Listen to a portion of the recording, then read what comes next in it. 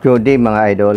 So ayun na nga mga idol, magbubuo na ako ng makina. Sasalpa ko muna mga idol dyan yung piston ring.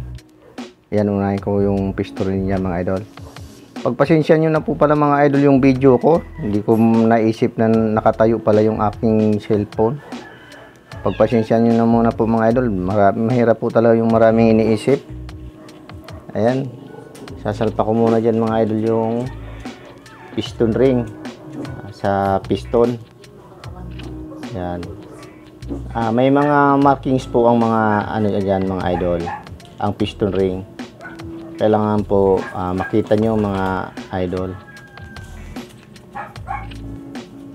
Kailangan nasa ibabaw po yung markings. Hindi pwede mabaliktad mga idol kasi magkakaproblema po yung inyong gawa.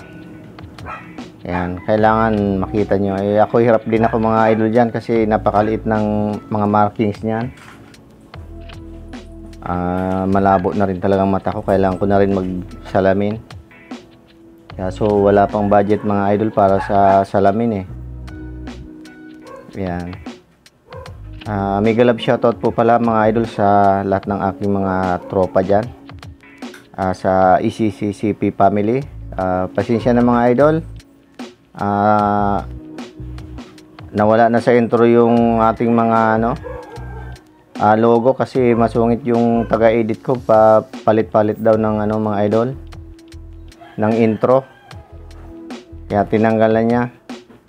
Pagpasensyahan nyo na mga idol, pero nandito pa rin ako para sa ECCCP. Mega love shoutout po sa inyong lahat.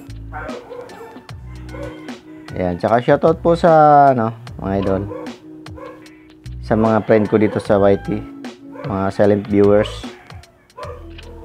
tsaka kababayan kong FW. Ayan, shoutout po sa inyong lahat. Ayan, kailangan mga idol, bago isalpak yung piston sa cylinder block, kailangan po lagyan ng langis, yung liner. Ayan, para hindi po siya uminit pag pinaandar na po. Kailangan lagyan po yung 4 na butas. Ayan, yung liner. Ayan.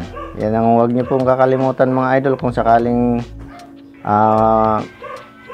gagawin nyo yung sasakyan nyo. Lalagyan nyo talaga ng langis. Tsaka yung bearing, Conrad bearing. Tsaka piston pin bushing. At tsaka huwag nyo rin kakalimutan yung harap ng Conrad arm at saka piston. Hindi po pwedeng mabaliktad din. May harap at likod po yan mga idol. Yan, sabay bubuhusan nyo na rin po yung piston ring mga idol para pasukin ng langis saka yung piston. Yan mga idol. Mag-isa lang po pala ako dyan mga idol. Dapat po may may tagasalo dun sa Conrad arm. Ay wala tayong katulong, kaya tayo na lang ang gagawa niyan lahat. Ayan, patayo kasi mga idol yung yung cellphone, kaya medyo madilim yata eh.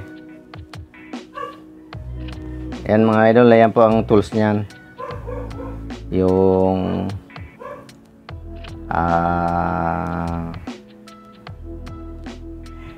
piston ring compressor ang tawag po dyan. Ayan. Dapat mga idol, sa masinsya po sana ipapasalpak yan eh, yung piston ring.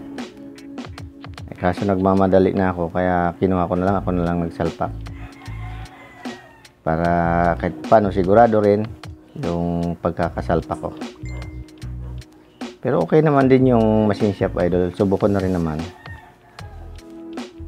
Maayos din po sila gumawa. Pulido rin naman. Yan.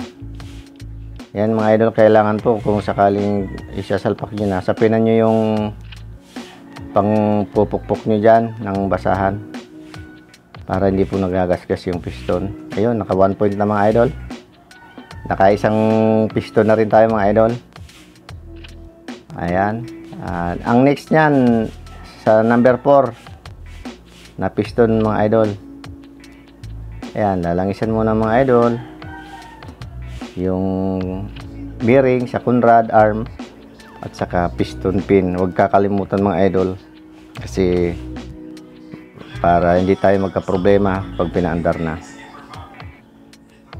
Ayan mga idol. Ayan, sa number 4 yan mga idol. Ayan. Shoutout po kay Hayahay Goodman. Ayan, shoutout sa idol. Saka shoutout po kay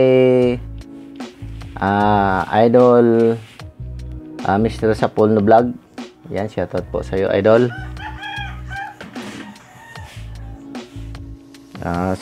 Shoutout po kay idol Joel San Victory.